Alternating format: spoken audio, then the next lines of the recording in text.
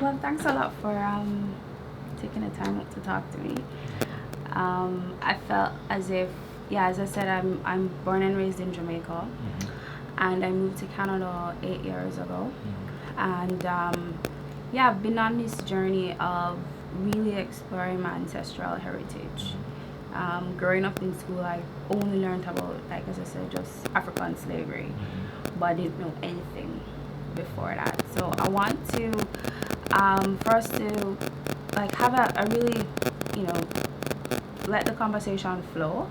However, there are a couple of things I would hope that we'll be able to touch on, and that's what the economy used to be like before slavery, their daily lifestyle, their spiritual practices, and I'm interested to know more about the kingdoms that existed, and the local government ruling system before. Okay. Okay. Okay, so history shows that the African slaves that were taken from Western Africa um, were shipped to North America, the Caribbean, which includes Jamaica. And so most of, from what And I South understand, America, the and majority South in South America. America and Brazil. Okay. For Jamaica, from what I understand, 70% of the slaves that were taken to Jamaica came from Ghana, and the rest were from Nigeria, Benin, Togo. So much of our culture is very much rooted in the Ghanaian culture. Is there anything that you could talk about, like in terms of, do you have any insights on cultural connections between Ghana and Jamaica? Yeah.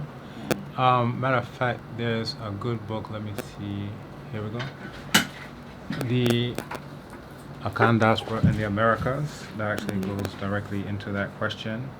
The author is actually one of my students for Chi, but he actually goes into some of the percentages and then also some of the retentions. So in each chapter, he'll show like the different hairstyles, the different facial markings, and different heads. So you can see this, here in the book.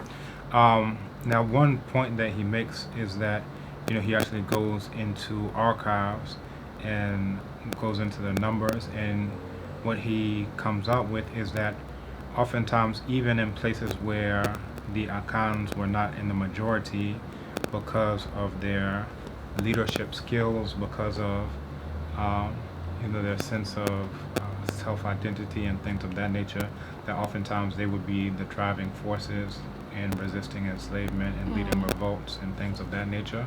And I found that to be very, interesting. So he, of course, talks about Jamaica. He's from Jamaica, but I found it to be quite profound that these are Africans who have such a sense of how I'm gonna let this white man enslave me, or that they're just going to fight back. So you can find this. You have lots of different names, in terms of retention. So when you're saying Nani, that's actually coming from Nana. You have Kudjo, that's the name just in and of itself, Kudjo.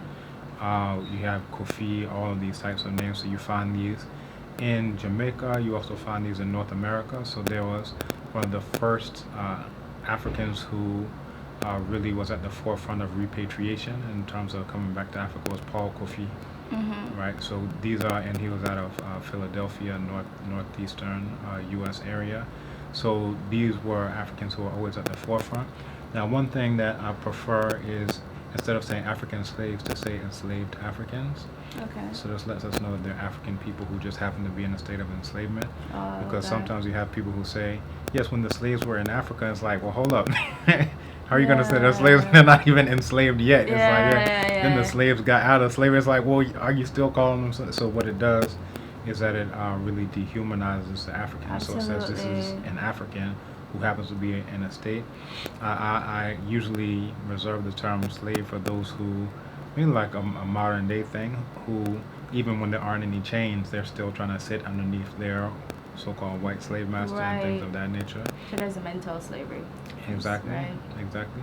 But yeah, that's one of the major things. there's a lot in terms of linguistics. I actually have another book that goes into, it mentions Antigua and other places as well, but it goes into the linguistic retentions that you find in the Caribbean, all throughout the Caribbean, and how those are similar to the words that you find in various African languages. And that one I'm not seeing right off the bat. It's just like a small pamphlet where the author goes into different names of foods, you know, and how those foods are prepared. Mm-hmm. If I can't find it, then just leave it. I wanted to actually give some examples, but you know, you find this in, you know, the names of different words. You can find this in, you know, proper names, names of places. You know, when you have Kromanti, that's actually a village in the central region, and it translates to Kromanti, which is I went but I didn't hear.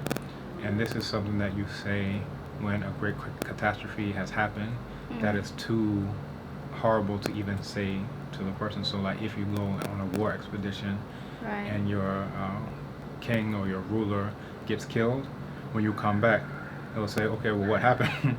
You say Kromanti. You say, I went, but I didn't hear what happened. So, you know, it's just something a euphemism. So Exactly. A euphemism for something that's so devastating we can't even mention it. So you find like all of those types of names of places, of people, of things, of foods, food preparation techniques, all of those types of things pertain. Right. I find it interesting that even our dialect or language patois is so well connected and similar to the tree. Is that how it's pronounced? Tree. P. Yeah. P. T. I can't even say it properly. T. Twee. Yeah, because sometimes I'll hear people speaking Twee, and from afar it sounds exactly like patois. So that's really cool. Another thing that I've seen in terms of a connection is so our national dish is ackee and saltfish. So walking around here in Ghana, I see the ackee tree, but people don't eat it. So I asked Ghanaians, you know, what do you call it? They don't even have a name for it. And I said, you know, well, I told one Ghanaian, It's I called said, ache. Ache? Ache. Oh, is that what it's called? Ache? Yeah. Why do they not eat it here? There's a lot, you know, it's interesting. If you look at the foods that are eaten in southern Ghana, a lot of them are foreign foods to the point where indigenous foods, people don't even recognize them as foods anymore. Really? Right? So if you look at fufu, it's made out of cassava and it's made out of plantain. Neither cassava nor plantain are indigenous to Africa. So cassava comes from South America, Central America. They call it manioc there. And plantain is indigenous to Southeastern Asia. Right. If you look at the main, and that's the main food like Akans eat now, like Asantes especially. If you look at foods like Banku, this is the main food eaten by Airways, right? That's made out of maize. That's also not indigenous to Africa. So that's, you know, coming again from Central America, South America, that side. If you look at Dokonon, they call it Kenke or Komi in Ghana. Yeah, I've had that. Right? Yeah. Made out of maize, which is, again, still not indigenous here. Now, were these all taken by the colonizers? A lot of these were brought here by the colonizers. And the names of different foods are even marked, so you know that these are not indigenous foods. So like when you see like the prefix bro in front of it, that's, you know, a foreign version of whatever our indigenous thing is. So abe is a palm tree, and it's also the, you know, the palm nut. They'll call it abe. And the word for pineapple is ambrobe. So it's saying a foreign version of our own indigenous abe.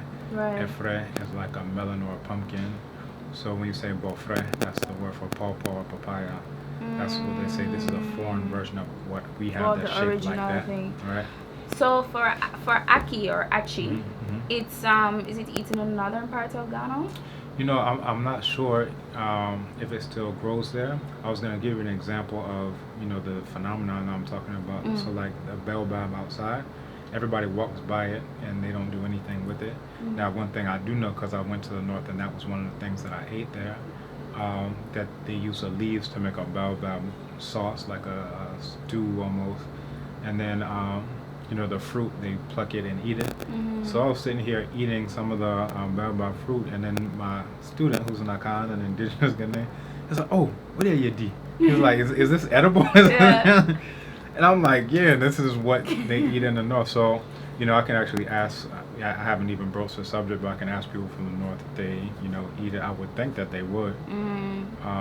But again, you can definitely see an impact on the diets in the south, and then basically a completely different diet. So when you go to the north, you see them eating things like millet, which is definitely indigenous to Africa, sorghum, which is definitely indigenous to Africa, like the brown rice or the red rice, indigenous to Africa. Now it's to the point where in the south, people will eat rice with a knife and fork, because they say, "Oh, it's Chinese." This is, and I was like, "Okay, well, where are your chopsticks?" But they're just like, anything that's foreign, we need to eat it with a knife and a fork. But if you go to places like, and what's ironic is that Ghanaians and Nigerians always like go back and forth over who has the best jollof rice. Right. This lets you know they have no understanding of history, because jollof is an empire in what's now modern day Senegambia region. So when you say jollof rice, you're saying this is the rice of that people. Right. And it's still the national dish there. They call it chiboujen in Senegal and Gambia. Oh yeah, Senegambia. I've had chiboujen. Right. So I love that's it. Yeah. So the people here are like, yeah, who has the best jollof rice? It's like you're mentioning the name of the people who have the best one, because that's their food. But these were the things that we were eating previously, and this is really why we need African studies, because we don't even know. And I'll give you another example. I was at Kumasi at the funeral of the Asante Hema, and I asked for beans, the black-eyed peas. It's, cow peas is what they also call it.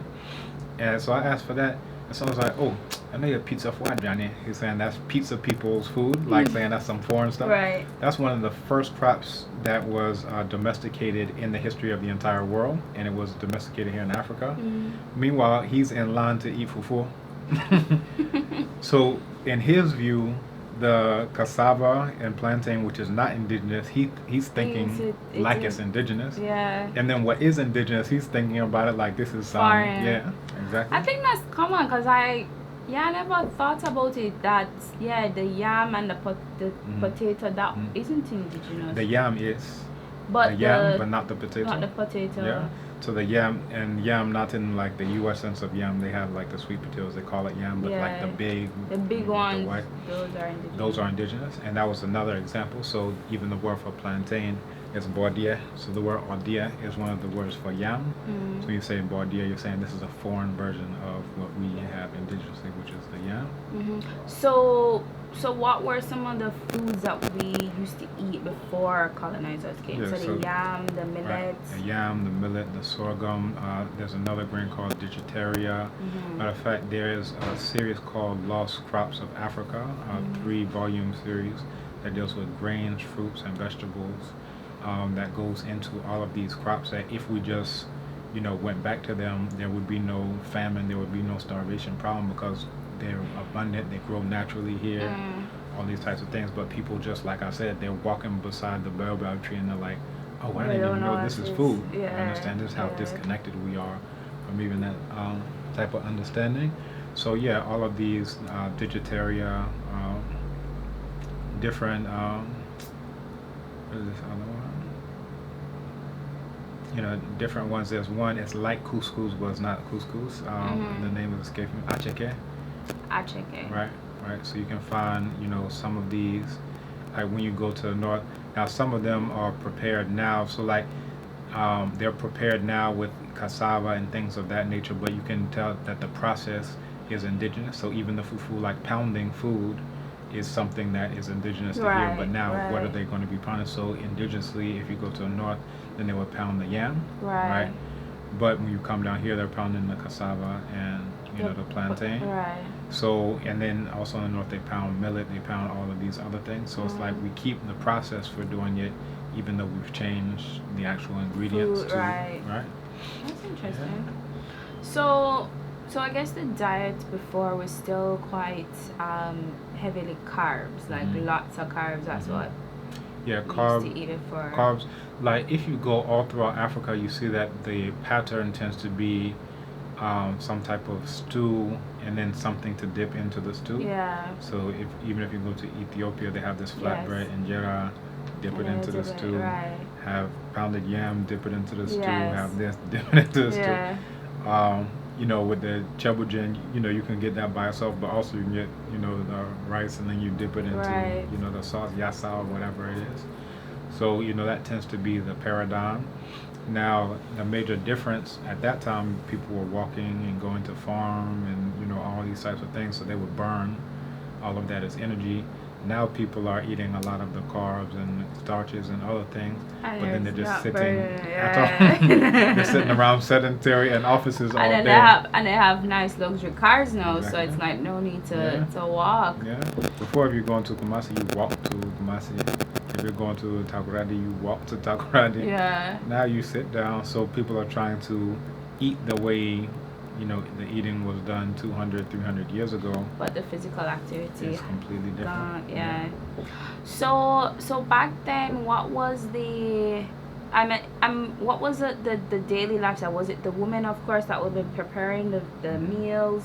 That tends to be the case. However, you have certain taboos where the woman, if she's on her menstrual cycle, then she wouldn't be preparing the food. Right. Now the idea is that, you know, your male spiritual power is neutralized by the woman's menses.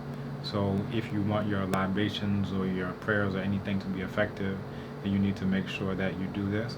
And to, well, not eat the food of women who are on their menstrual cycles. Now, yeah. Now, there's an interesting thing on, you know, that one is that if you have multiple wives, then, you know, these sorry, ones. I just want to move this because I just feel like it's not picking up the audio. Okay. I'm just paranoid about that.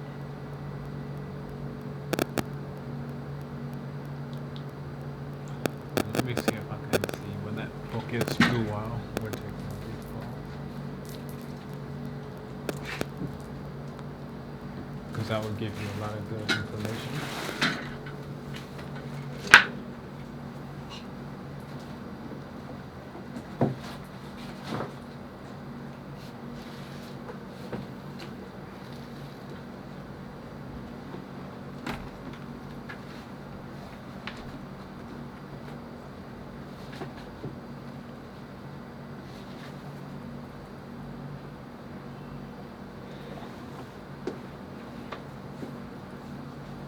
When you produce a video, can you raise the volume on it? If I raise the volume on it when I produce it? Mm-hmm. Yeah. Why? No, just because even if you don't have The mic? yeah, this is it. This is actually talking about Antigua, but it's a very similar situation in terms of the language and in terms of the food that you find in Jamaica and other islands. Okay. It's called The Way We Talk by Joy Lawrence. A friend of mine gave me this. So just, you know, going into how the syntax works. So this house big instead of this house is big. That house big. You know, if you're no son, so you don't have any what they call copula in between the house and then the bigness. If you're no son.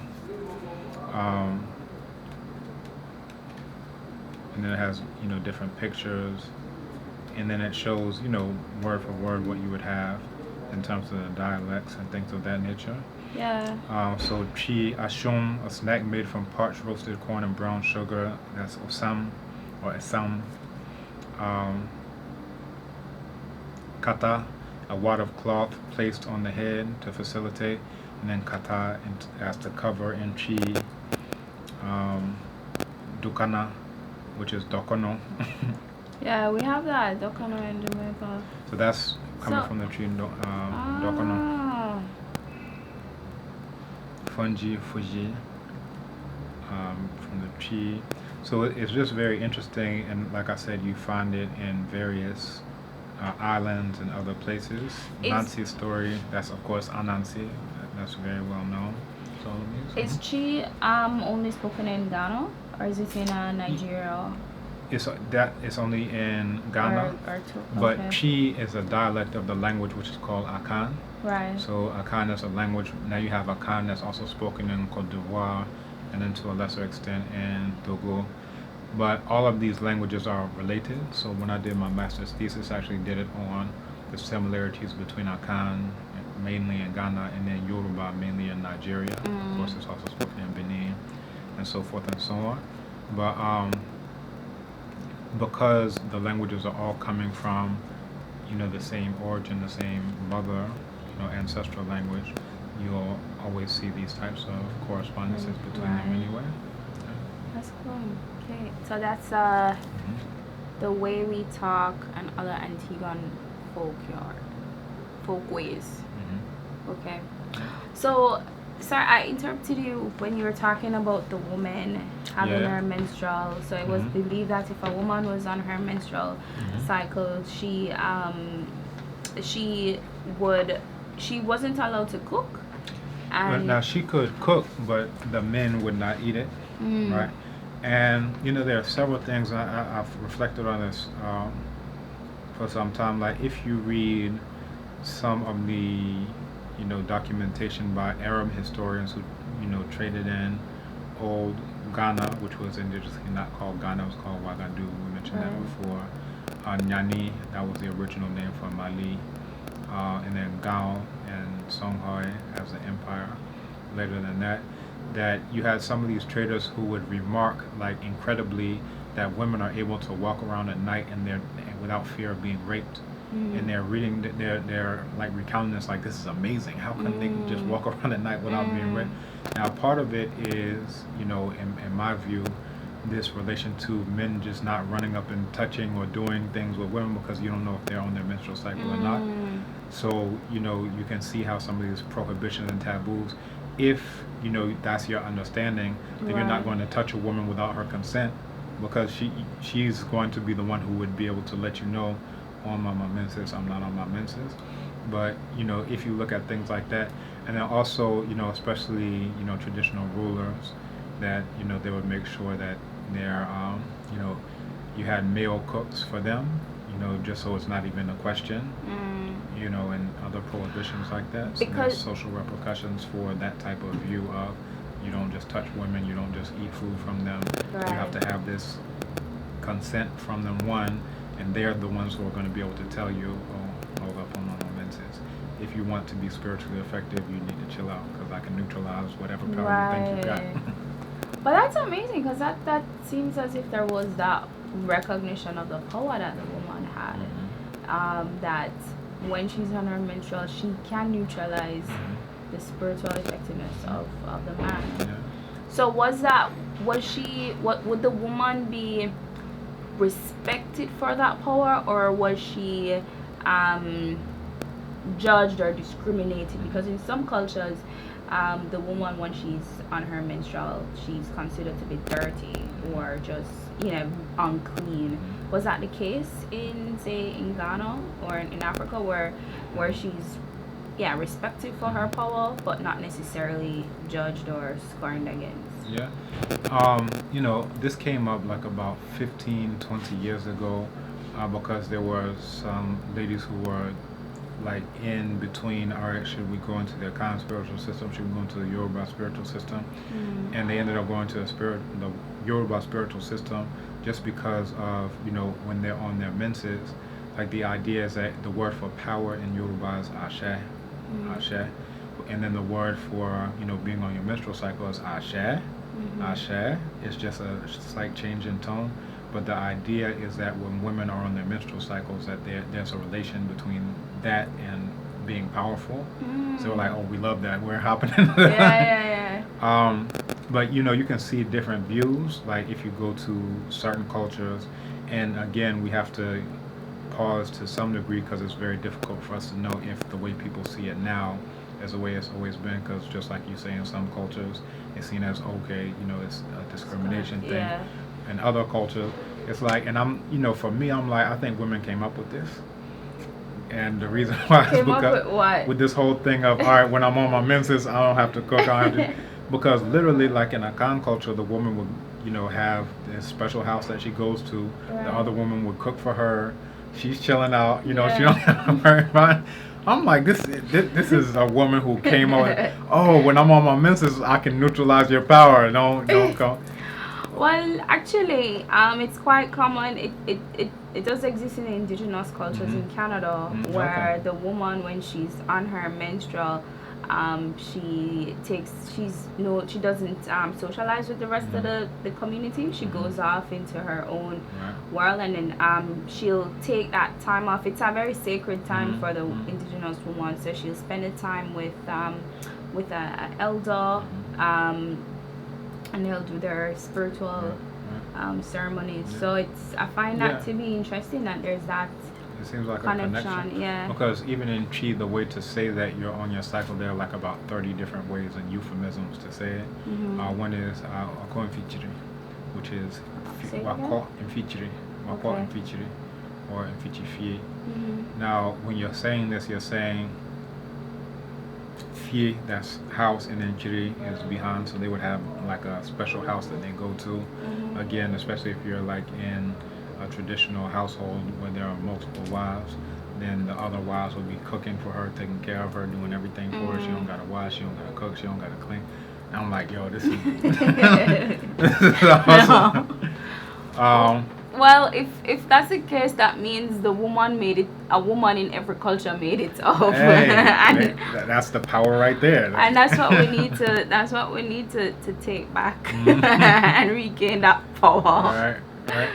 So yeah, again, in different cultures, you have different views on it, but those are just a few that I'm familiar with. Okay, so so you're saying that talking about the lifestyle again.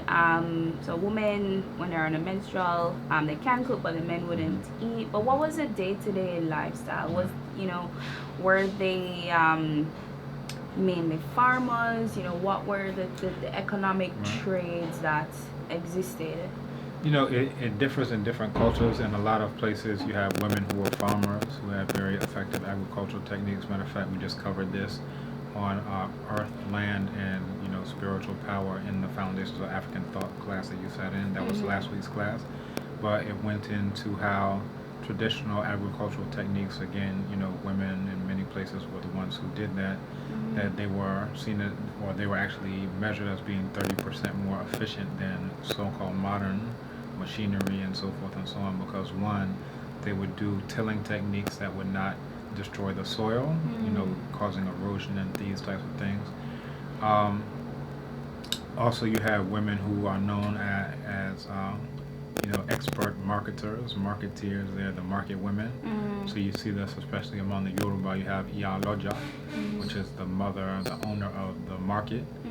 So they have a lot of economic power and things of that nature, even going into so-called run-up to independence here in Ghana too.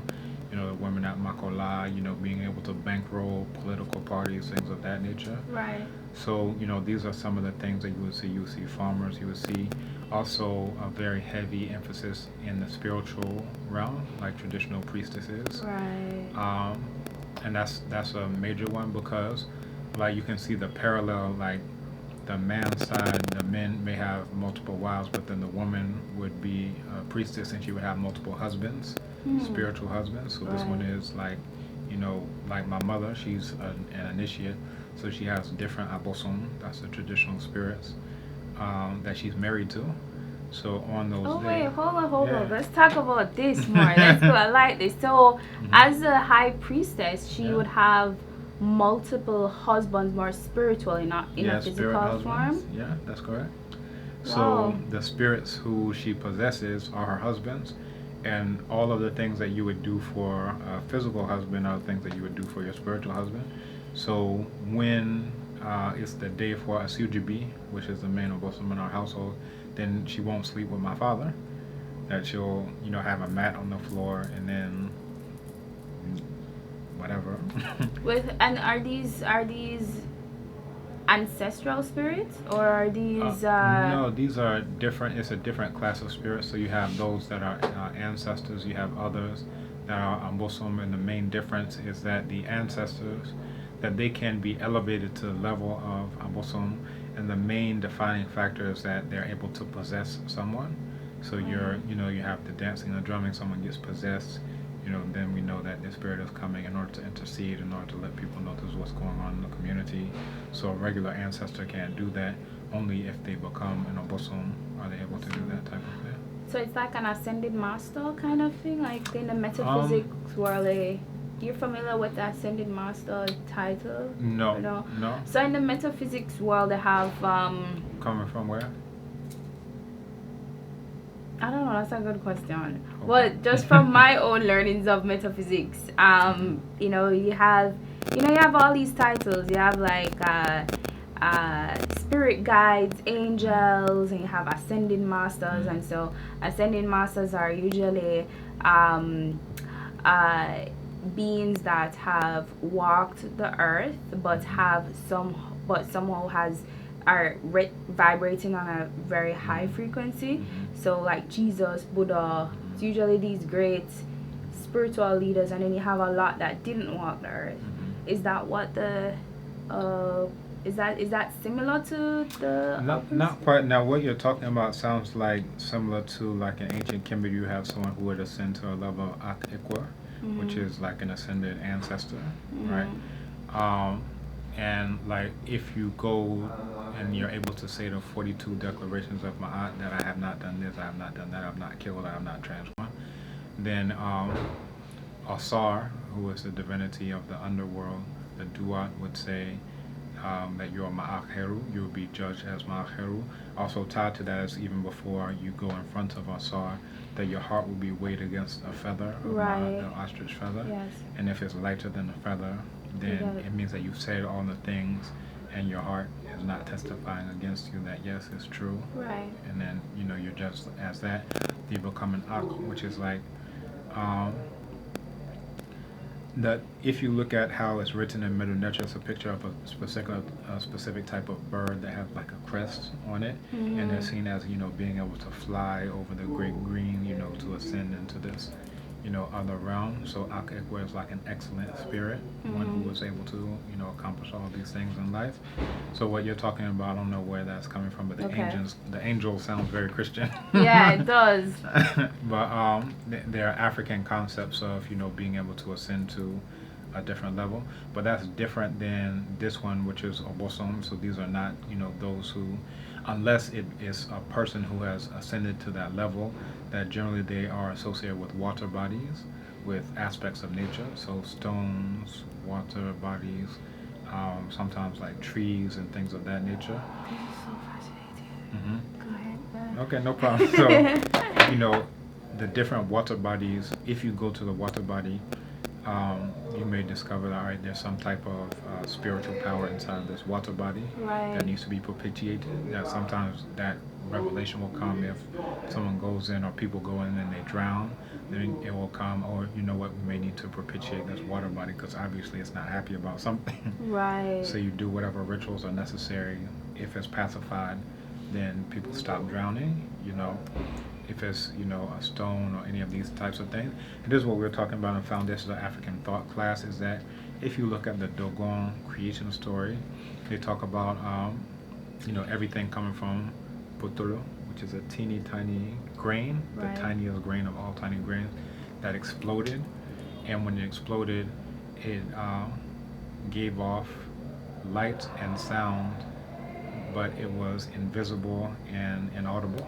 Right. You know, such a huge type of explosion. So basically the idea is that everything that exists was originally in this teeny tiny, you know, seed. So we're all made out of ultimately the same substance. Right. And then we're talking about modern science that, you know, talks about even things that seem like they are dead matter, that inside of them are little spinning electrons. Right. You understand? Yes. So basically they're telling us what we've been saying for the last few thousand years, but now they just put a Greek word on it and say, look, it's science now. Yeah. All right, well, are you going to give us some credit for that? No, we don't plan on giving you any credit for that. Wow. So there's so much in the spiritual practices that we could even talk about. There's so much depth to it. So. Let me turn this back. Okay. We can pause and edit. I had a remote control, but since I never turn it on, I gave it to my graduate assistants so they can use it in their room. But I now turn it on if I'm doing like an interview or something. Okay. Yeah.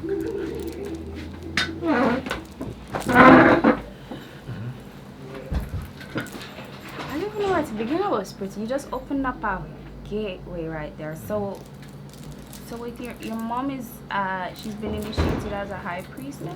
Yeah, it's called Okomfo. Okomfo. And how does one become initiated? It has to be a choice. You have to be chosen by the people, or it's a choice that you make, or Usually the Obosom will marry you, right? So let's say you're at an Akom or anywhere else, and like you get possessed, then it was like, okay, well, why are you getting possessed? So ask, what spirit is it that's trying to come through you or trying to talk to you? You get the name. Oftentimes it'll be revealed that, okay, the reason why you got possessed is that Obosom chose you. So now you need to go through the proper initiation and ritual so that you can interact with the spirit in a harmonious way. Anything that needs to be done, you can do it for the spirit. If you need things, then the spirit can do that for you. So like to open the way for you to, do whatever in life. Now, generally, the idea is that that your purpose for being on the planet is to fulfill your inkrabia, that's your destiny. But then you can have different helpers along your way. And the metaphor I usually give is, let's say you're running a marathon. They can have those who are standing on either side who are like holding out water or, something like that, or towels. And, hey, thanks. And that's like the Albosom, that one, they're intermediaries, but then they're also helpers so that you can fulfill your greatest potential in life. spirit or guides or spirit guides. Yeah, you could say that. You could say that. Guides, intermediaries.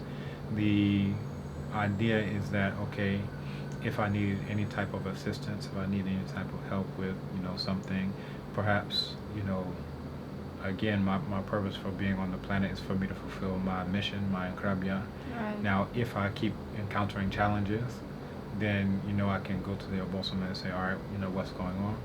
Well, the problem is that you're not fulfilling what you need to be doing, on earth, then they can assist you to point you to the path of things of that nature.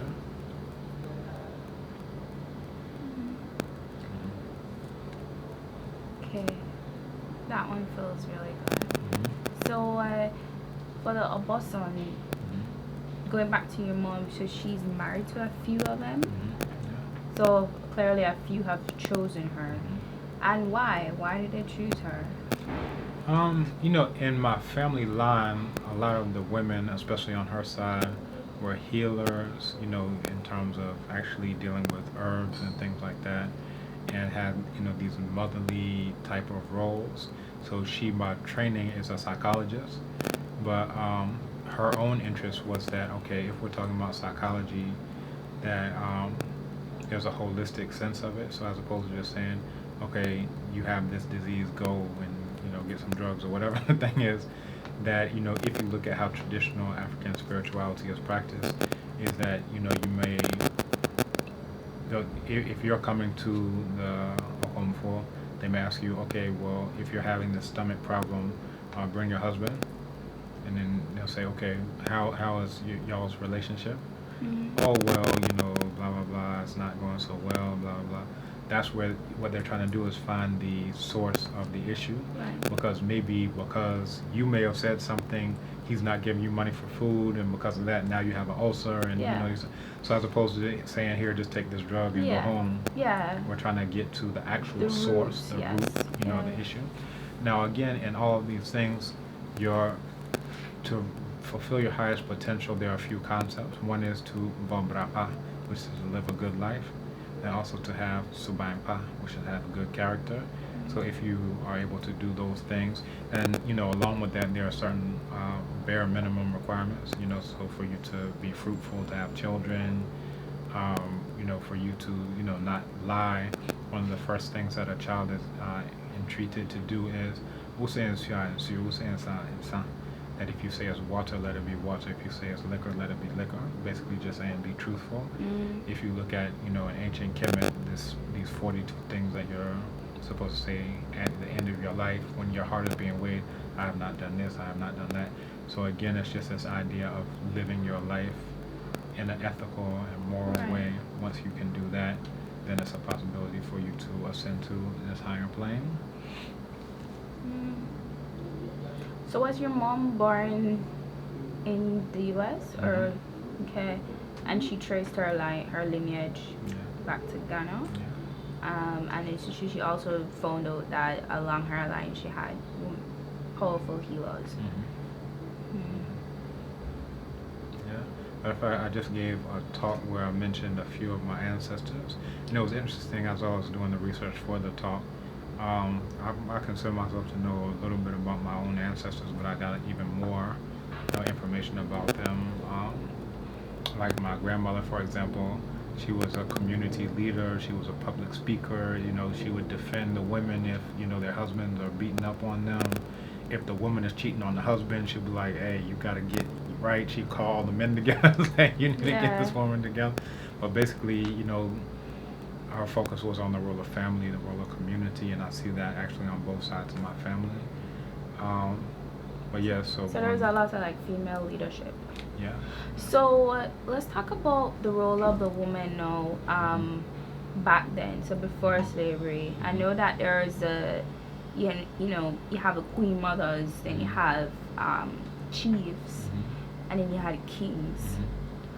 What was the difference? Well, first, what's the difference between the chief and the king, and then what role does the queen mother have? Yeah, let's start there, and then I'll tie it in with your family. Yeah. Now, this is something that I talk about, pretty often, the difference between a chief and a king. That one is the terminology, and you can ask a similar question of what's the difference between a hut and a house. What's the difference between a jungle and a forest? That there are, certain, how would I say, there's a certain level of prestige attached to one and a certain level of denigration attached to the other. So usually when they're talking about, and we're talking in English, when they're talking about things that are in African, they'll use the lower ranked one to refer to our thing, and then they'll use the higher ranked one to refer to their thing. Right. So they'll say they have kings, and they'll say we have chiefs. Yes. They have houses, we have huts. Yeah. They have forests, we have jungles. They have this thing, we have that. We can That's keep going so on true. I haven't thought about it. Yeah, we always say we have forests in the Western world, and in Africa we have a jungle. Yeah. Even though there's more jungle land in Europe than there is in Africa by percentage, they don't call them jungles, they call them forests. So we're talking about, uninhabited, wild growth. So by percentage, you have more of that in what they call Europe. And I don't even like to use the term Europe because that is a figment of imagination. If you actually look at a map, you'll see that Europe and Asia is just one landmass. Right. So they've just decided to say our little sliver of the landmass, we're going to pretend like it's a continent. It's like, I might as well pretend like Ghana is a continent. I'm living in Ghana, so now Ghana's a continent. It's like, how can you do that? But again, people can't even use their own eyes to see things. They just say, well, all white people say that their little sliver of Eurasia is its own thing, so let me just go along with that. Now, what I wanted to give you was a quick write-up that I did on the multiple female rulers. So the first female ruler, outright ruler in the history of the world was, again, going back to Kemet. And I want to give you some of their names. And it's interesting because we had this discussion about succession in a group that I'm a part of. And one of the things that came up was that in Kemet, they had all of these different female rulers. So you had Mernith, as a regent. You had Nimatap as a regent. You had Ankasen Pepi as a regent. What's a regent? A regent is someone who is ruling on behalf of, like, maybe let's say a young child who's not old enough to, rule. Yeah. But then you also had outright rulers. So you have Netiketi, who was an outright ruler about 4,152 years ago. Sobek Neferu is an outright ruler, so not like, well, I'm just holding it down until you get old enough. No, she's just the ruler, period. Ahotep the First, Amos Nefertari, Hatshepsut, she started off as a regent and then became the outright ruler.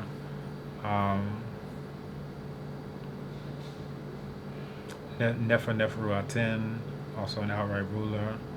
Tausret was a regent and then later a ruler. Cleopatra the first. That's people hear about Cleopatra, and then Mm. Cleopatra the seventh is the one that people really Right. hear a lot about. So again, throughout the course of Kemet, you had all of these different Female rule. female rulers, Wow. and then even in so-called pre-dynastic times, Ma'at was seen as a ruler, and Ma'at is this concept of truth, justice, righteousness, harmony, balance, reciprocity, all of these concepts, um, rolled into one, and she was in the Turin canon. She's listed as a ruler who ruled for 100 years. Mm. Um, so, yeah. Now, another interesting text goes into how women were able to not only be rulers, but they were also able to own land and do all types of things, own property, whereas in other places in the world, women were considered to be property. They're like, how can you own property in your property? Right. And there's a excerpt from a soldier at Cadiz where he says that he like lists his possessions and his property and says, but I got them when I was in the house of my father, but it was my mother who got them for me. So just the idea is that she's able to procure property and then bequeath property to her children. Mm-hmm. You understand? Yeah. Whereas other places, no, you are the property and I'll bequeath you to whoever I decide. So in Ghana or Mhm. in the West, at what point in time did it shift from this um, patriarchal, or it's no more patriarchal, right? Or Yeah, patriarchal matrilineal. okay. Patriarchal matrilineal. And you have certain stories, like mythical stories. If you read, there's this text called Ojo Shukwa that goes into the Yoruba case, where it's a story about how originally the mass society, the mass were controlled by women, but the women would use the mass. They would come to the village of men, and they would beat all the men, and the men were too scared because they saw the mass. Oh, they run like, so they're just whipping them, beating up the men, blah blah blah. Now, eventually, the men were like, okay, well, what can we do about this? So they went to the Babalao. The Babalao said, okay, what you'll do is that you'll also create your own mask. Mm-hmm. You get the mask, and don't come with a whip, come with machete. So he said, okay, so they do all the rituals that they need to. So now the women come to bully the guys again. But now the main one who comes out, who's been the main one who's been beating them up, she comes up and he followed the instructions that Babalawo gave him. He just, bam, cut her head off. Wow. Roll on the floor, boom, boom, boom, boom. Now the other one are like, uh-oh, something's changed, but it's just a metaphor for the shift from, women having, basically it's like women having power, but basically they went too far with something that they were trying to do, and the men, took over from there. Now, that's like a mythical story.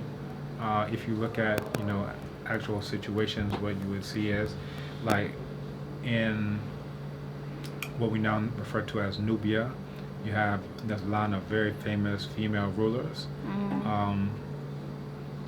Matter of fact, let me even show you some.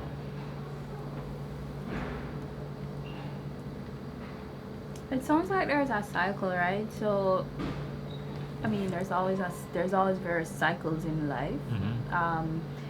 Where, based on what you're saying, is it that we go through cycles of where we have the feminine power rising, and stays in power, and then the masculine rises and stays in power for a certain amount of time? This is a very good question. What you see is that the ideal among many African people is complementarity. So it's not either or, it's both and. So you have women who have their sphere of influence over women. You have men who have their sphere of influence over men. Now, with the coming of so-called modernity, the idea is that no, the women, instead of having their own side, they need to be integrated into the men's side, which really wasn't the idea. The idea is that men have men's stuff, women have women's stuff, and they complement each other, complement in a sense of complete. So you find this throughout different societies where, like the Queen Mother, for example, that we were talking about before, so they'll say Asante Hima or Hima, any issues that are related to women, any conflicts related to women, they'll take it to her court. any issues or conflicts that are related to men, he'll take it to the men's court. Now, because Eurasians, and again, Eurasia, that's just one landmass, so I don't say Europeans. When Eurasians come, they say, oh, this is sexist because how come the women can't come to the men's court? Right. But they have the assumption that the men's court is better. You understand? Yeah. So if you're coming with a preconceived notion that the men's court is better, then you're trying to say, well, how come you're not letting them into the men's court? And never ask the question, well, how come the men aren't being directed to the women's court? That right. women are the best ones to see over women's affairs, men are the best ones to see over men's affairs.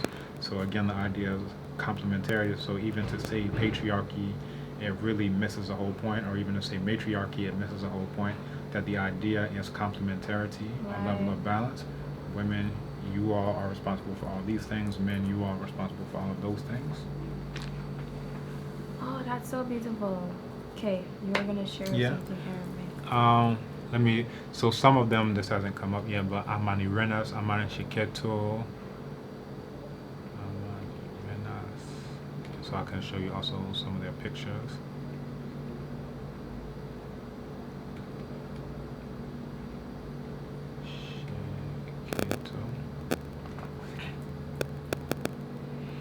So these are some of the female rulers who were able to defeat the Roman Empire. So the Roman Empire was trying to come into Kush, and they were defeated by these female rulers on elephant back. I was about to say horseback. No, on elephant back. So this is the tank of antiquity. So picture like you got a slingshot and these folks got tanks. Guess who's gonna win? So basically, they were able to, and matter of fact, in the historical record, they said that's the reason why Rome decided to double back and just take over Kemet, because they said we can't go into Ethiopia because these women are going to whoop our behinds. Now these are women who are complete outright rulers. It's not like, oh, they're just regents or whatever, that there is no such position as a male king. Wow. What time was this? This is around the turn of the millennia, so 10 BC to 1 AD. That's Amani Shiketo, one of the very famous ones, 40 BCE to 10 BCE. So they're called Kantake queens. So if you ever meet anyone with the name Candace, that name is actually coming from the title that these female rulers had. Oh, wow. Kandake. So if you just look up Kandake, you can see what their images actually look like. A relief depicting Kandake Amani Tori. And many of them had names like Amani. Amani is referring to Amen, the divinity of the interior of Africa that I showed you yesterday. Yeah. And at the end of your prayers, people say Amen, Amen. That's what they're actually referring to. Shananda Kheto is, one of the first ones who is recognized in history, but of course you have a long history before that. Queen Rena in the Kingdom of Kush, centered at Merowe. There's a statue of her, and again you see it looks just like that when you see in Kemet. There are more pyramids in Sudan than there are in Kemet. Yes, I knew that. Yeah. Right, so this is what we're talking about here. And again, so she would have like a male consort, so she's ruling, but then she could have males who would,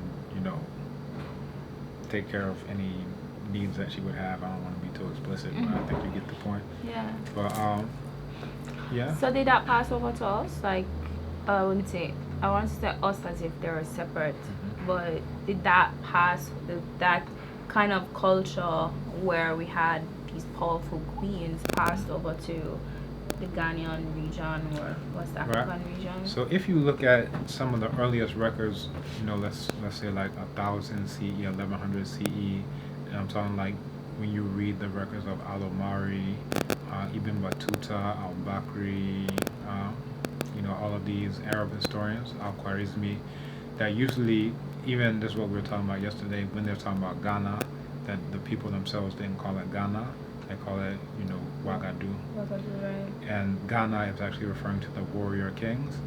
Now, what's interesting is that you have this idea of, again, matrilineage.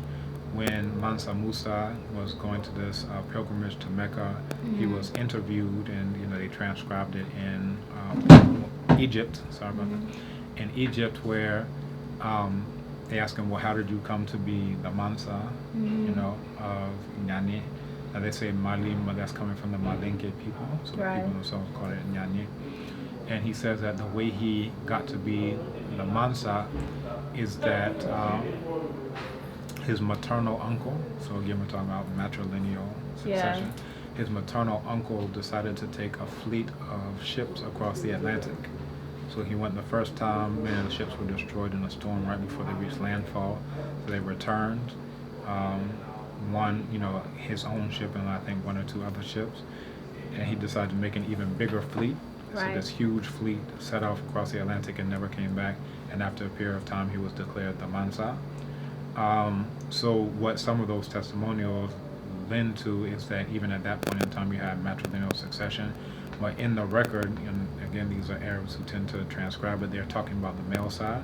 Now, part of that may be the prejudice that, okay, the male side is what's important, blah, blah, blah. But because we know of how the females still have their side, we can say most likely there was a female court and things of that nature. I haven't come across that in my own readings. But, because most of these authors were men. Yeah, these are not only men, but they're Arabs, and Arabs are very, very patriarchal. Without this idea there should be balance or anything like that. So even the fact that they're calling the land based on what the title of the ruler is, it gives you, some level of insight into what they're focused on and what they're thinking about. So, okay, so bringing back the focus here to Ghana and the government structure, right, or the traditional government structure. What's the role of the Queen Mother now?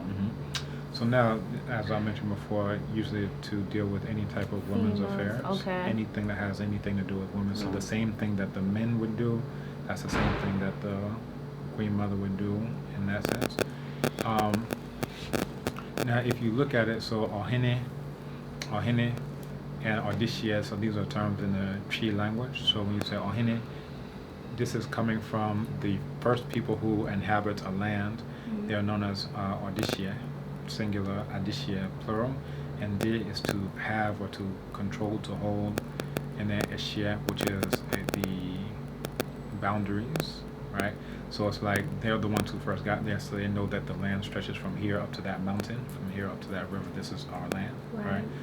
And also the idea is that some of the first people who would go and explore new lands tended to be hunters.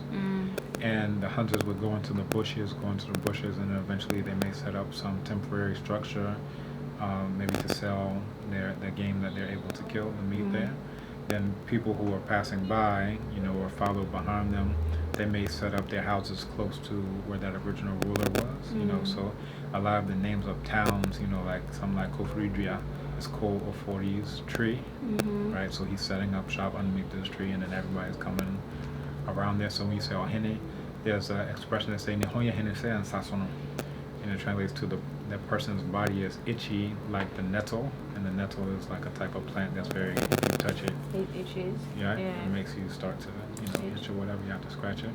And the idea is that this is the person who went into the bush before anyone else, so because he's been in the bushes, he's the one his body is itchy because he knows where the borders are, the boundaries, so forth and so on. So that's the idea.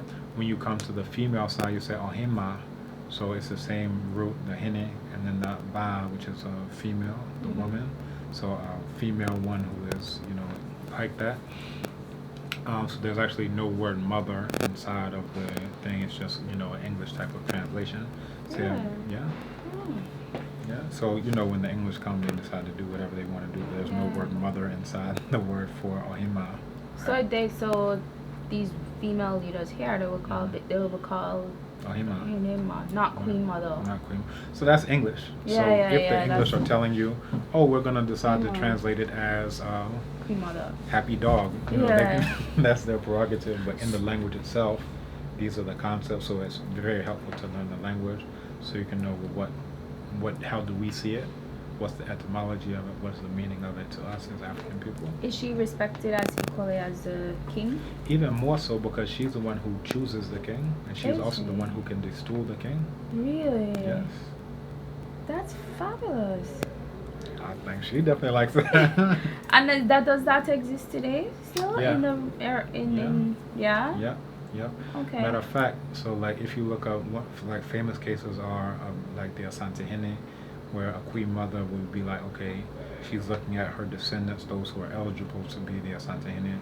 All right, this one is too much of a womanizer. This one is a drunk. This one is crazy. This one is a. This is the one who needs to be it. So she'll nominate the person. Everybody comes together. The other elders, when they have this consensus, that's when this person becomes the next Asante Hene elect, and then eventually is installed as the Asante Hene. He has to swear an oath that he will Asante Hene. right, he'll respect the people, that he won't do this, he won't do that. Right. If the people call him, if they need defense, he'll defend them. So there's the other side, that when we think about traditional rulers, some people just look at all the rights they have. They have the gold jewelry and but then there are also responsibilities. So you have to swear an oath that you'll do all these responsibilities. If you don't do them, then you'll be dissolved. Okay, so this is interesting. So from what I understand, the queen mother is selected based on her lineage, right? So it's passed down from generation to generation. But the lineage, and then also right? But the king is not. He's also based on lineage, so he has to be descended from that woman. Okay. So the only way you get a right to rule is because you are descended from this woman. So you have what's called descendant from the same lineage of the queen mother. Exactly. Okay. Exactly. So we're talking about Asante. All of the Asante Info, now all of them are part of the Oyoko clan, which is this matrilineage. If you don't come from the Oyoko clan, you can't be the Asante Hene, period. But then there's also a male lineage, which is called Nzuro, and that one is called Busumuru. So you also have to be descended. So that means it's basically what we're talking about, mitochondrial DNA, your mother's mother, all the way down to you. And then there's also a patrilineage, which is the Nzuro, this is only traced to the father, so father's father.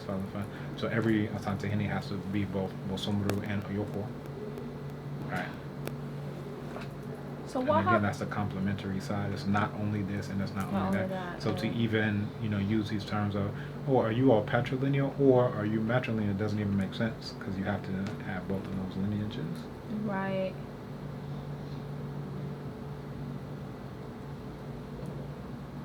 So Africans who were enslaved in North America, in the Caribbean.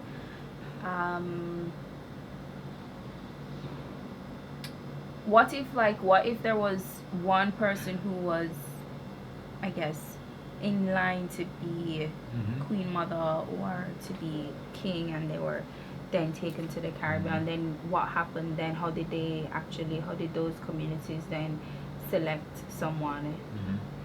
Yeah, this is a good question that oftentimes, if the ruler is taken, all of the other people would, be taken as well. So you have, let's say, a ruler of a small community or whatever, that community is entirely decimated.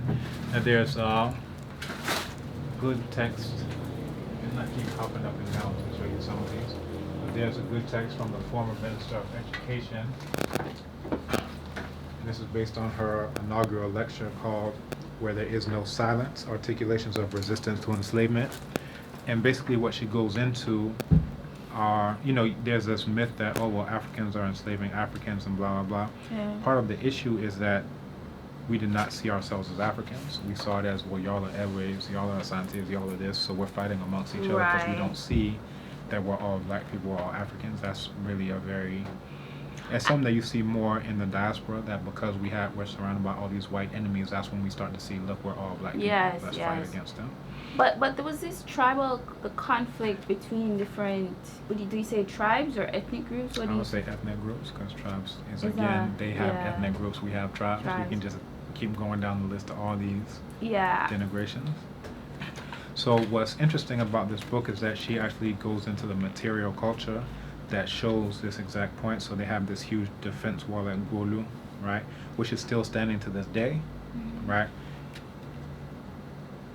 You have another one.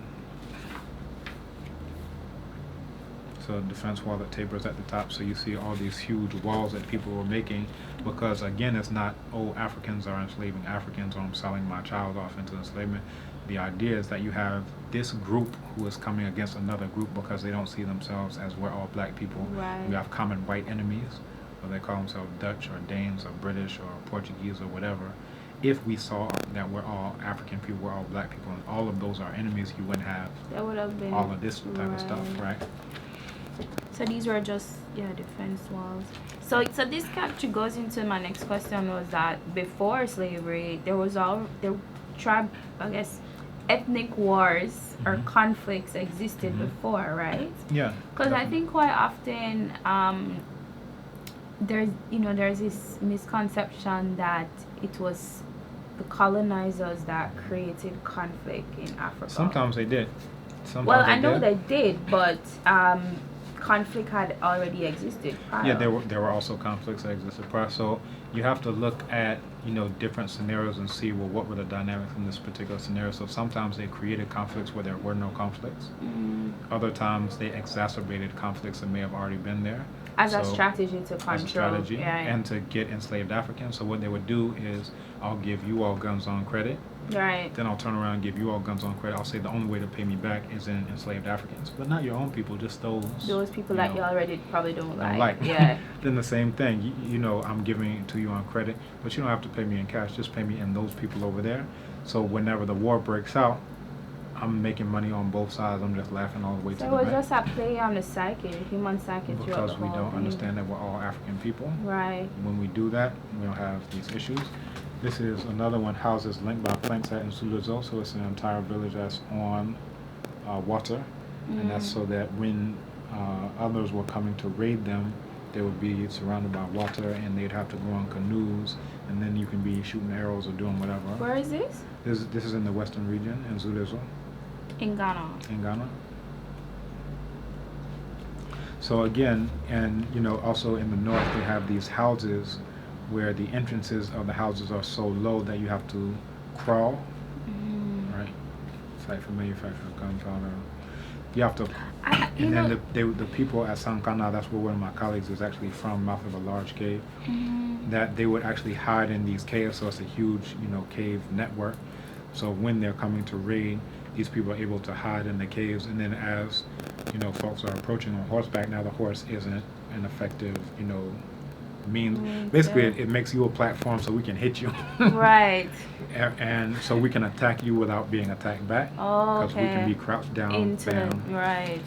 And my colleague has some very interesting stories. He talks about how his great great grandfather was able to shoot arrows and then direct the arrows to where he wants them to go. So he's shooting it, and then while it's mid-flight, he's like, all right, bam, hit him.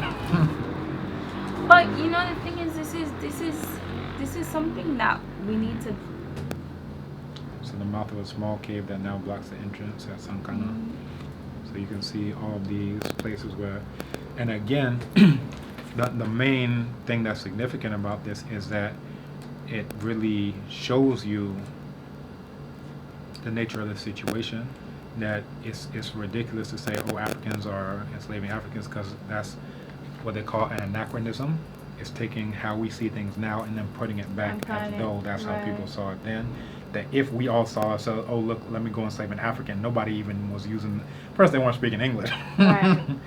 And no one was using that type of terminology. It's that you all are this group, we are that group. And even inside of what you can call Akans, you had Achims that were against Asante often. You had Achims at war with Akwemu often. Ekwapims trying to dislodge the Akwemu. Well, the Akwapims indigenously are Guans, but you had the Akwemu who are Akans, who came and were their overlords, and then the Guans were able to get the Achims to come to dislodge them and send them off to Akwemu Field on the other side of the Volta. So you have all these conflicts, even within people who are supposed to be the same people, and who even speak the same language, because they don't see themselves as, look, we're all black people. Could you say, I'm bringing the conversation to more around the space of intergenerational trauma, intergenerational behavior. Do you think that's within North America or in the West, this division amongst black people? Because we are so divided, we are, this division amongst black people could be traced back to that division in the past. Yeah, you know, or is that too much of a stretch? I don't think it's too much of a stretch. There's a quote by a psychologist named Amos Wilson. Mm, I'm trying to show you a book called Mbongi, which goes into traditional African political systems. Um, I don't think it's too much of a stretch. The quote from Amos Wilson says that if you want to understand a problem, you don't look at the people who suffer from the problem, you look at those who benefit from it. you don't look at the people who suffer from the problem, you look at the people who benefit from it. Right.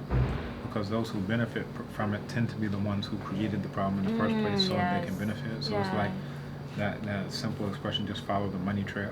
That if you can do that, then you can see, usually the ones who want to ensure that people will call themselves African American. So like, look at Donald Trump. They have Black History Month. He says, no, you shouldn't call it Black History Month. Call it African American History Month.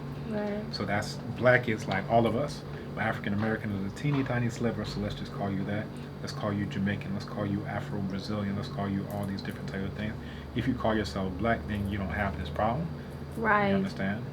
Oh, I get what you're saying. Like, because of African, and you have, Because that's the overarching, all of us are Africans. Right. So once you come to see yourself as that, and then there's even a problem with that term because you have these continentalists who want us to, right now to this day you have Arabs who are enslaving African people. Yes. Now, recently people were talking about Libya. Yes. Libya has less enslaved Africans than Morocco does. But Morocco was just let into the African Union while Haiti was kept out in the same year, 2016. Wow. So look at how the people who invented the term Pan-Africanism said we're doing this to make sure that Haiti stays secure. They mentioned Haiti, Liberia, and Ethiopia, and any other nations that may emerge. Right. So they mentioned Haiti by name, but now the African Union, when Haiti wants to join the African Union, say no, you can't come in. But then they'll let Morocco in because they say, oh, you're on the African continent. So if you use the term African, there's a way that's being used now to disenfranchise Black people in other places, and then to enfranchise the ones who are enslaving Black people right now.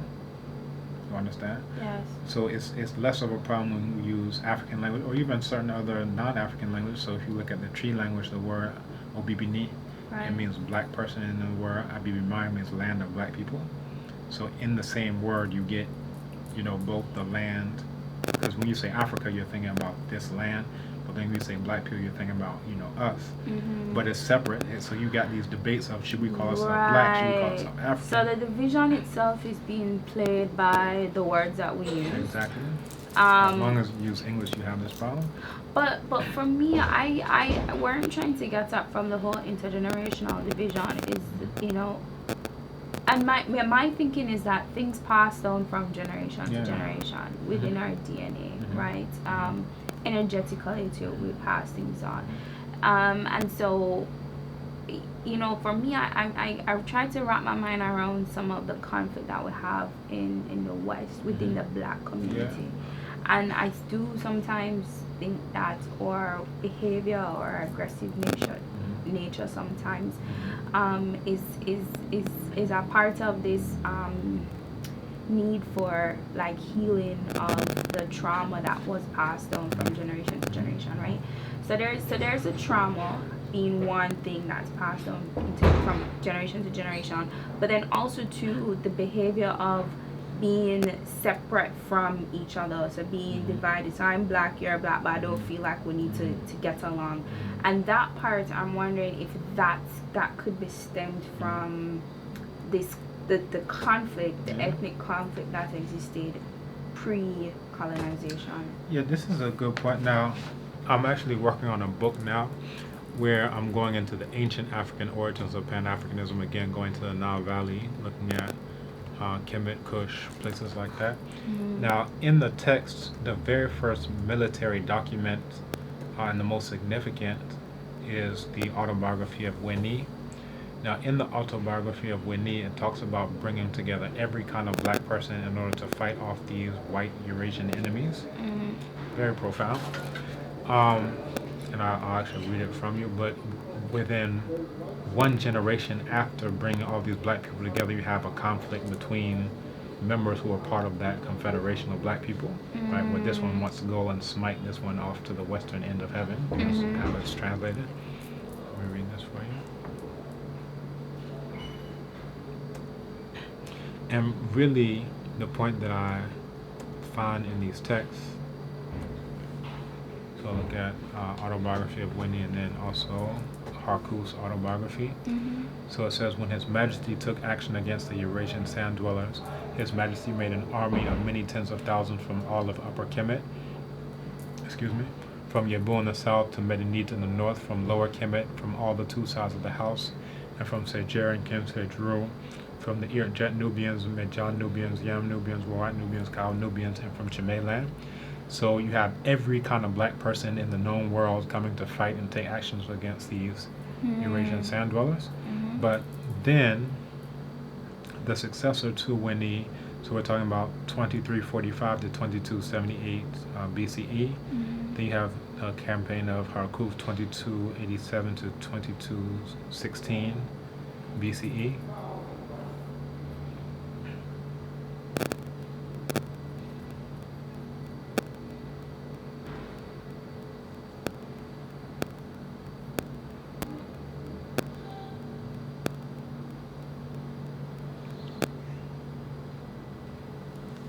So it mentions where, let me get in the right place. Then His Majesty sent me a third time to Yam.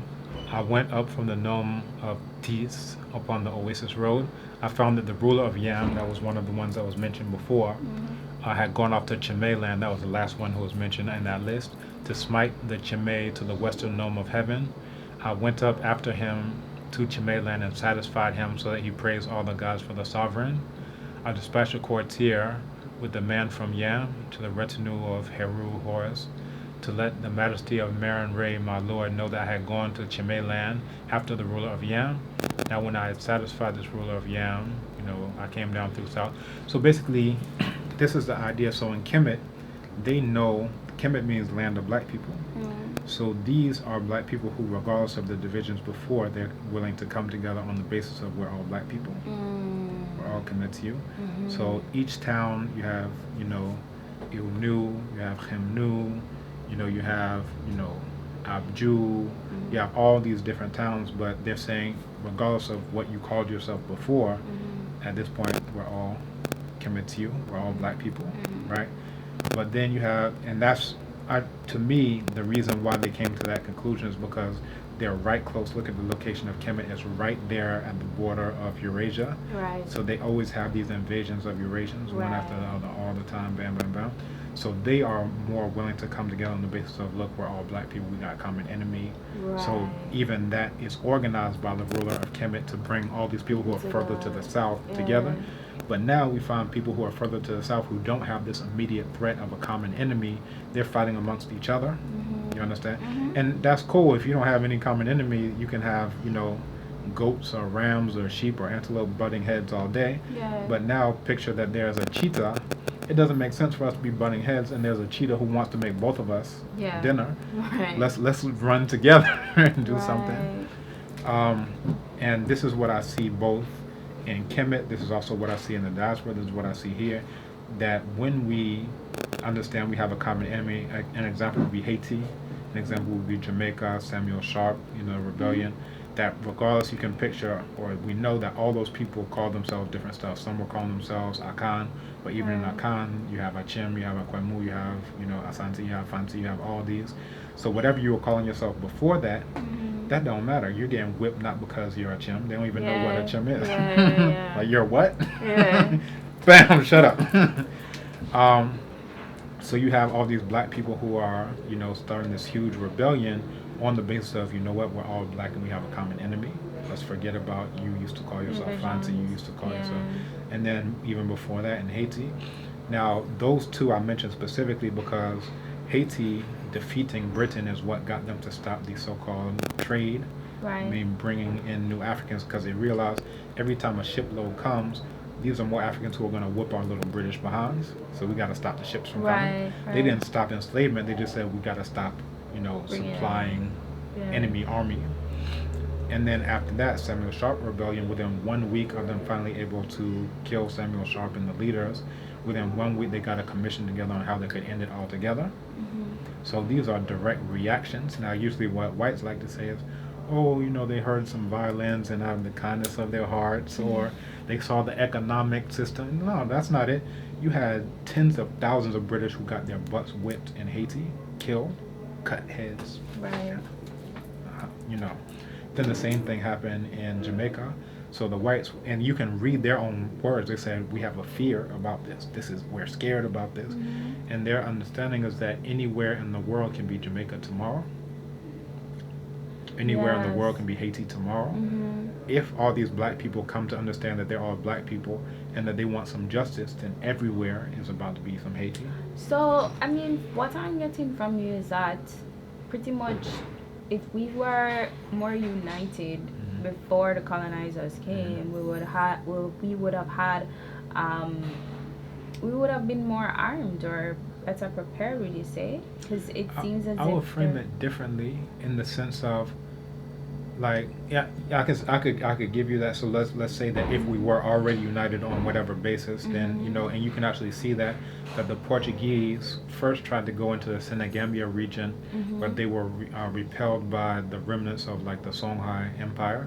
So they were trying to themselves, white folks, come in and enslave people, but then they were getting their butts whipped, and because they got their butts whipped, that's why they came around to what's now modern day Ghana and set up the dungeon at Anamansa, what they now call Elmina. So just the fact that there was a power in play that was able to repulse them, that's the reason why they didn't stay where they were and came to here, right? So that's that. But then even if you weren't united before they came, once they do come, if you can understand, look, we have something in common. Yeah. We have a common enemy. Yeah. And that's what you saw in Kemet, that's what you saw in Haiti, that's what you saw in Jamaica. Anytime you realize that you have a common predator, and you are the prey, you come together. It makes sense for you to come together. Now the prey wants for you to not come together, or they want you to come together on the basis of things that are completely irrelevant. So the Marxists and socialists and communists say, oh, come together on the basis of we're all workers. We're not getting lynched because you're a worker. But we didn't get together. And I know that division, with one of the reasons why we didn't get together was the Europeans. Their strategy was. That's the point I'm making. Right. Because they want you to, instead of saying you can come together on the basis of being black. Oh my gosh. Sorry.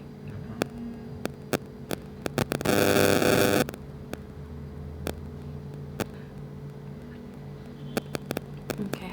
Yeah. So they realize what a threat it is for you to come together on the basis of being black, from Kemet, to Haiti, to Jamaica, to whatever. So they try to get you to come together on the basis of all types of things that are irrelevant, because you're getting killed not on the basis of any of those things, that they're your enemies on the basis of you're black, right? Same thing in Kemet, same thing in modern times.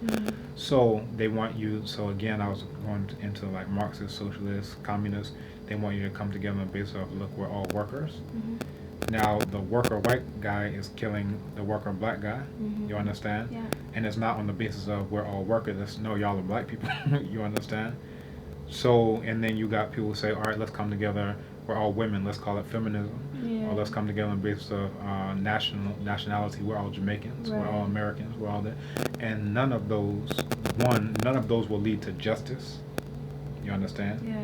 That what was done to us, there needs to be some justice, and they want you to have all these types of allegiances to things that are imaginary, so that there can't be anything or any reckoning day of what needs to happen to you, white folks, for what you did. You understand? So they say, oh, the problem is the economic system. So then you go swinging into the air at an economic system. Oh, the problem is, patriarchy. Then you go swing into the air at a concept. And all of these are diversion to keep you from not swinging into the air, but swinging into the face of the one who actually created that economic system, the one who created that religious system, the ones who created that national system, the ones who created all these imaginary allegiances. So, there's this huge movement right now in Jamaica, the United Negro Association in Jamaica. And their focus right now is repatriation, so being repaid or what we feel like is due to us. Is that something that you are in support of? I guess that's what I kind of get in that from you, that saying that if we came together as blacks, we would have been, we would be able to, harness enough power to get back what we feel like we deserve. I gave a talk called reparations, retribution. That again, I see the reparations thing as a bit of a diversion as well, because justice, if you have, all these millions of Africans at the bottom of the world's largest graveyard, right? Then giving me some cotton and calling it money, or giving me some digits, ones and zeros, and then saying, okay, all that stuff, all that blood and sweat and tears, here's some digits. You understand? That doesn't quite, do it. Now, just on a practical and functional level, that there's this concept in self-defense called the 5Ds plus 1. So the plus 1 is the distance. First, before you do anything, you need to just gauge the distance of how far you are from that person. And then what you do is that you deflect. This means that if the person has a weapon, first you need to deflect that weapon so it's not shooting you. Because if you miss that one, bam, there goes the rest of your Ds. So you deflect, and then you dominate. So you dominate the arm, the weapon, to make sure it doesn't come right back around and shoot you again. So you dominate the arm, and then if you can, dominate the whole person and get them down. From there you distract. So instead of you thinking about what you're going to do to me, you're just going to start thinking about the pain of me gouging your eyes, ramming something into your throat, all of these types of things. So now you're thinking about something entirely different.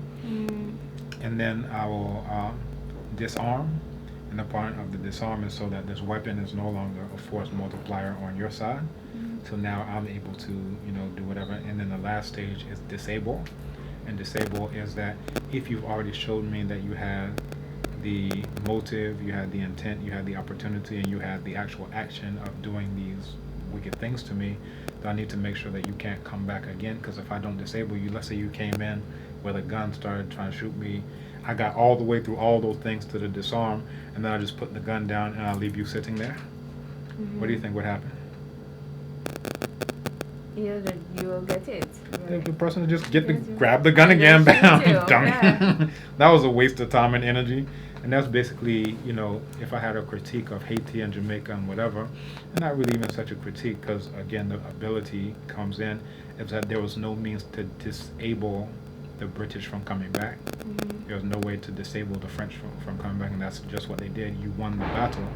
You can even say you won the war, but because you left France intact, there was no invasion of France.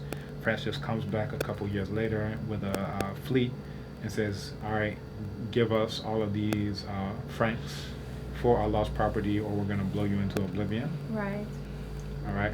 So I think this is what we really have to get to, is some means of disabling them, because every single place that these Eurasians have set foot, they've exterminated, brought about genocide, biochemical warfare, smallpox, blankets, you name it. The first Holocaust was not in Germany, it was against the Herero and Nama people in Namibia, the extermination order von Trotha.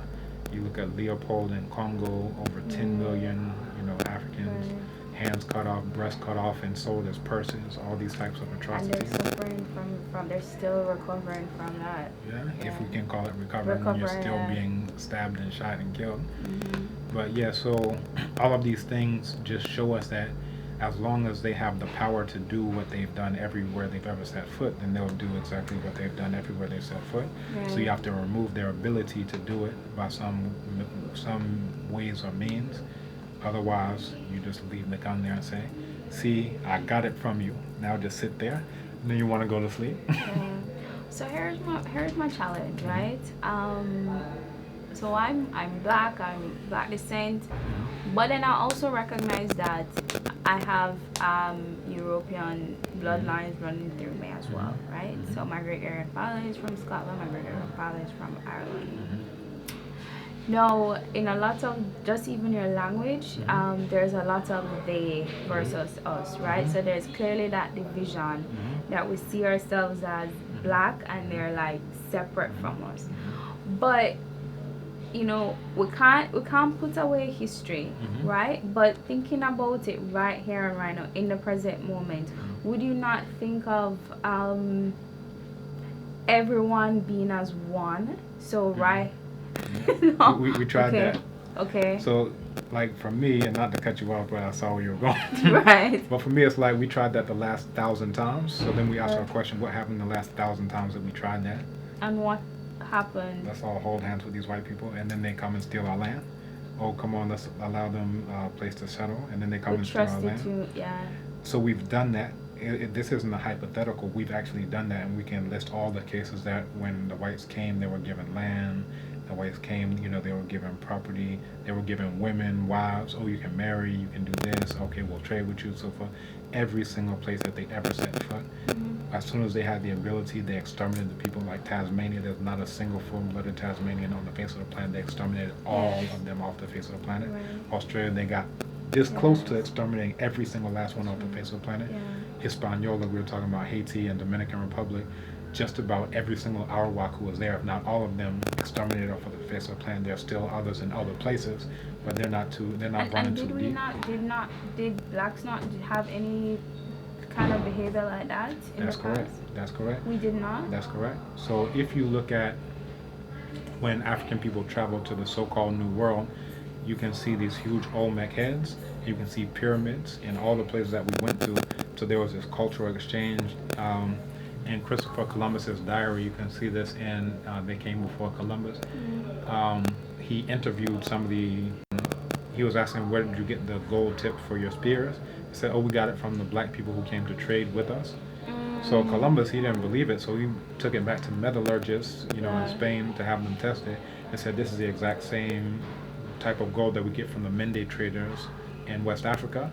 So, one, you had the oral testimony, you have the written testimony from Columbus, then you have the metallurgical testimony, of the people there. So what this shows you is that those people weren't exterminated. You had cultural exchange. The places in Africa where they had pyramids are where, the ships went to, where they also have pyramids. You don't find pyramids anywhere else, other than right there on the coast. And you have these huge Olmec heads that are looking towards the ocean from where these black people came from. You understand? So, it shows you a vast difference in how are you interacting with the people who you come across. You understand? The Mansa Musa's testimony of how he even became a Mansa, talking about Abu Bakr II, how he went across there.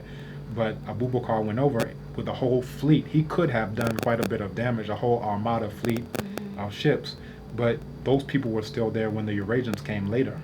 You understand? They weren't wiped out. There was no smallpox that decimated their population. Right. Their land wasn't stolen. You understand? So you can see this isn't hypothetical. Yeah.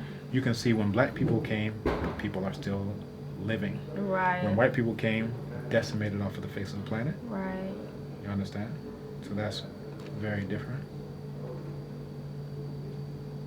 So people in North, because clearly during slavery there was all this commingling with the white slave masters. I wouldn't call it commingling. I'd call it rape. Yeah, rape. Well, that's a very nice way to say rape. Rape. Yeah, there were rape, but then eventually there were, after slavery was abolished, you had white descendants residing in Jamaica. And then they would commingle. Okay, if you want to use at that point, I don't know. Because you said commingling with slave masters, I was like, that's a very odd way to say that was definitely never. Let me just commingle with these white people. Okay, yeah, no, that definitely wasn't the right word. Okay. But when there was like consensual relations with whites, there are those who even call that statutory rape. So people who you've put into the position of being dependent on you, like a child. So the purpose of statutory rape is if you have like a literal statutory rape is you have a child here, you have an adult here. The adult is able to manipulate both economically, or give you a lollipop, all these types of things, social, all these ways of influencing. So you have people who have been enslaved, and I'm talking specifically about Neely Fuller. It's a scholar who says that we should also regard not only that force, but then also later, like on a level of statutory rape, because now here are people who you've made dependent on you, psychologically, spiritually, emotionally, all so forth and so on, and now this is manipulation. Now in this book, it talks about different levels of power. So in the direct rape, that's on the level of what would be called force, right? But then there are other ways to influence Let's put behavior. that so I kind of get to Okay. talk about. This is a blueprint for Black Okay. Power. And he gives a 5-layered definition of power. So he gives a typology of power: force as power, coercion as power, influence as power, competent and legitimate authority as power. That one is like, oh, because I'm a professor, listen to what I say. I may be lying to you, but as long as, and even what they do with advertising. Here's a great basketball star. He says, buy this. Yeah, Oh, well, right, it must be great. right, yeah. And then manipulation as power, and he deals with manipulation as the highest level of power, because that one you don't resist it because you don't even know that it's happening to you. So even after enslavement, during enslavement, you have force mainly, coercion, also maybe influence. Also, but now you have competent and legitimate authority. That's the governor of this region. So let me do what he says. I'm cleaning his house for him, but because he's the governor, I better do what he said. Then manipulation, which is when you see, for example, Hollywood movies that teaches you that, oh, white people are so beautiful. Oh, they're so great. Don't you just want to be like a white? Don't you want to, sleep with them? All these types of things. Or this white Jesus image, what does that do to your psyche? Oh, the most beautiful, that's the only begotten child of the creator of everything, looks like this white boy. You understand? Yeah. So this is where and then we are. even just things like white is good and black is represents bad, even in cartoons or just in which is endemic to white thought. If you look at the Songhai language, then they deal with anything black as being powerful, being fertile, being pure, being pristine. All of these ideas are associated with black. So just to let you know, that's not a universal idea, that in African languages, black is good, but in white languages, black is bad, white is good. Right. So for So even there, I wouldn't just call it commingling, because there's still power dynamics that are sometimes even more insidious, because if it's force, then the woman may come back and stab him and say, and run away, right? Because that when you know what's happening to you, and I don't want to be forced to do something I don't want to do. But when it's manipulation, you understand? You don't even know why you're just going to go along with this thing. So do you buy into the fact that, and I know you have to, and you have to go, do you buy into the fact that whites are, you buy into the fact that all humans came from Africa? Do you? Yeah. So therefore, at some point in time, whites are or were Africans or still Africans. But I think that way. There have been two major shifts that would make me say that I wouldn't consider them as Africans anymore. One, the major thing that contributes to skin color genetically is a specific gene called SLC24A5, soluble liquid carrier 24A5. And what this is that the way it expresses is that if you have a mutation in it, then instead of the original alanine, you get threonine at that specific spot, Now, when you have this mutation, this is where you start to get white skin. And if you look at, the distribution of threonine, this is where you find white skinned people. If you look at alanine, that's where you find black skinned people. So this mutation is one major change. That's one. And then two, mating with Neanderthals, right? So Neanderthal, this is not full Homo sapiens sapiens. Now the ironic thing is that when black people, African people go to play football in Europe, they throw bananas at them and say, oh, y'all aren't real human beings, basically. However, they're the ones who are actually mixed with Neanderthals. You understand? So the only full Homo sapiens sapiens are African people. They are mixed with Neanderthal. They also have this mutation, and you can look this up. Right. So because of those two major changes, these are things that you don't see in African people, but you see in all Eurasians, the mating with Neanderthals, and then also this change in the genes. Okay. So for someone like myself, and for many others who have European bloodlines, do we have primarily the Homo sapien genes, or is there? Yeah. Where do we still? Is it? I mean, do we still categorize? Well, even Eurasians have primarily Homo sapien sapien gene that from their own estimates, you can see as high as 7 to 8% Neanderthal revised. So that was when it first came out. Now I've seen it's been revised down to 4 3 to 4% Neanderthal. So they still have primarily, but that's something that again is different from them and African people. And then you see this, other mutation I was speaking about before. I think what it comes down to, and this is my own take on it, is a question of allegiance, because you have those who are black biogenetically, but so they could be black as this laptop. However, they may have zero allegiance to black people.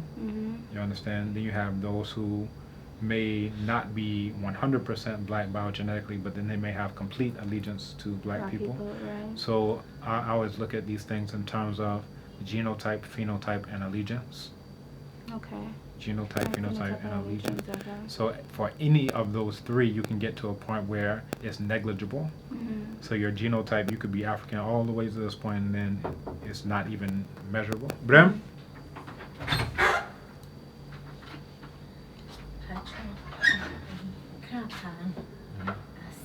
Asa. Jisa wakutogi. Amatombi wo tenga hono. Aka akra na woseme ko anti. Don't crony fan. Why are you doing?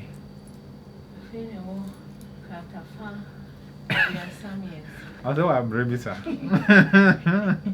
I shall send a name, but Yeah. Me painting and you know, but I found you see me a some year. And I'm not feeling me. Yeah.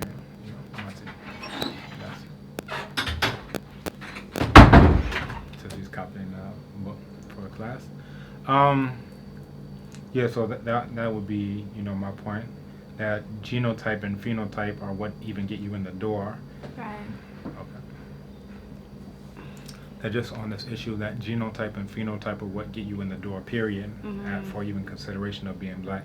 But then allegiance is really the thing that lets us know, are you for black people or are you not? Because like just a month or two ago, I was talking to a guy, blacker than me, more dark skinned, but he was completely against black people. Right. He wanted every type of, he wanted black people to go on every other line. Oh, let's come together on the basis of this, on the basis of that. No, let's do this, let's do that.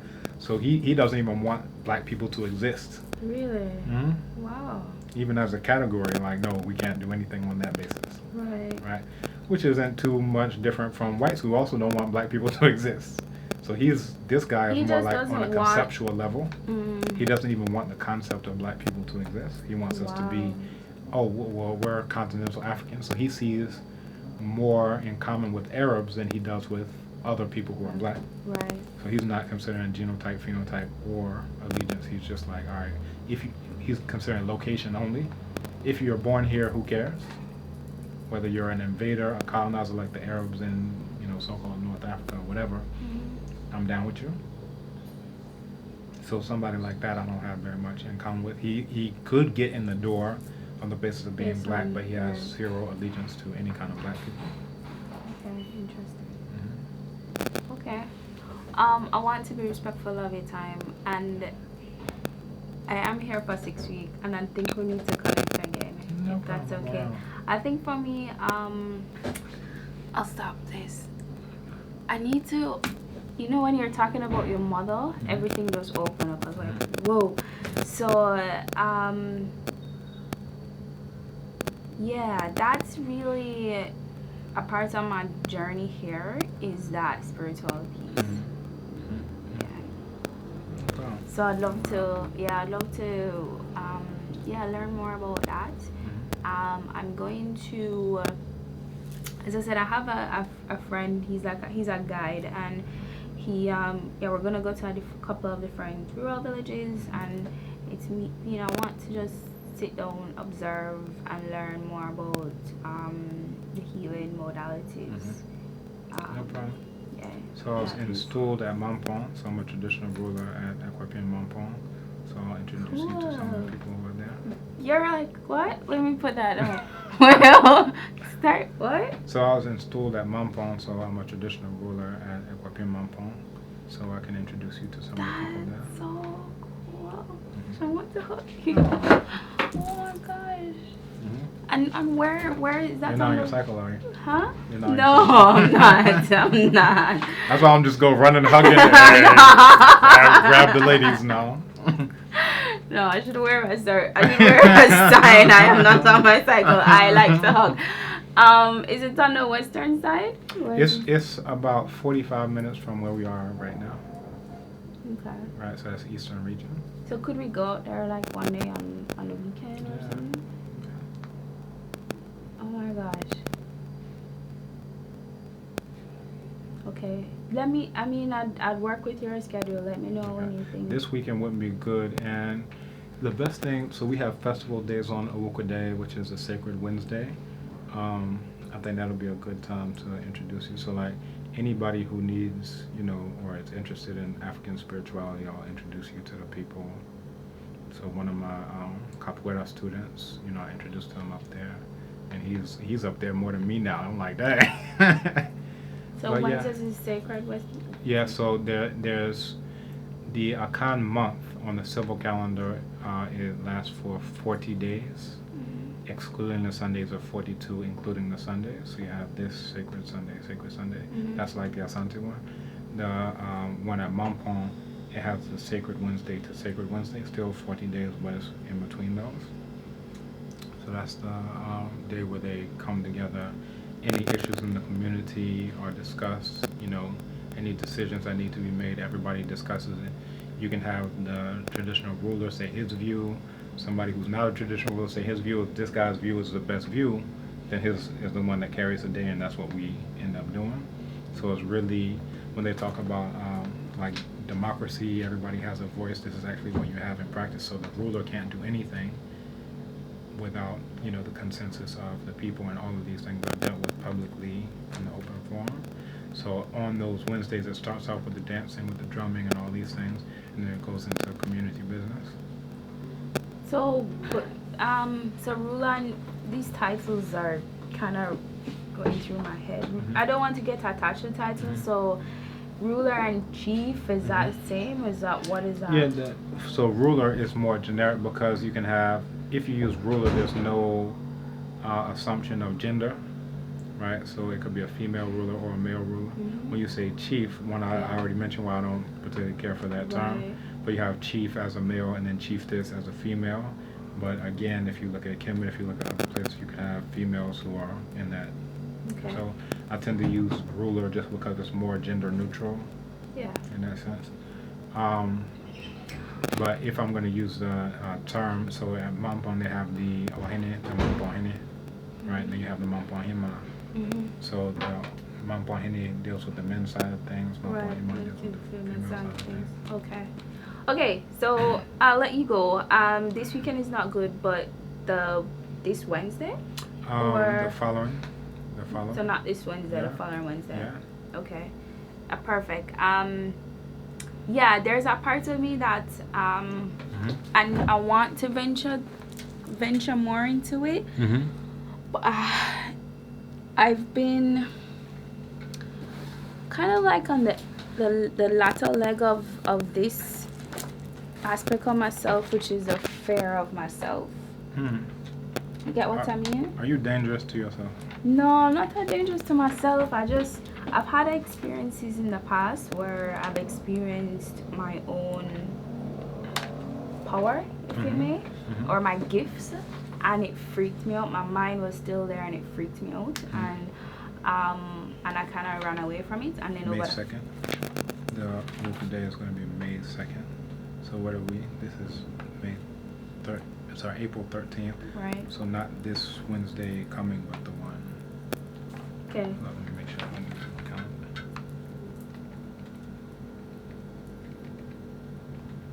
You're so cool. Thanks. You're like the real deal. Oh, good. I'm glad. That's what I was shooting for. You're the real deal. Okay, so we have another one. So the next Wednesday is the 18th. The one after that is the 25th. So after that is the 2nd. That's going to be Okade. Okay, so that's the best time for us to go on? Yeah. Okay. And this weekend isn't good. Possibly this weekend, like on maybe a Sunday, would be cool. We could touch base? Yeah, it's possible. And but definitely I'll be going to this one for okay. Okade. And is the number that you called me, that's the best way for us to communicate? Yeah, I have 2 numbers. I'll give you my card before you go. Oh, I took up your card from the Okay. door. So either one is good. Either Okay. one of the numbers on there is good. Okay, and do you WhatsApp? Nope, I do. I'll leave you to me, so you need to join my website. It's only African social media.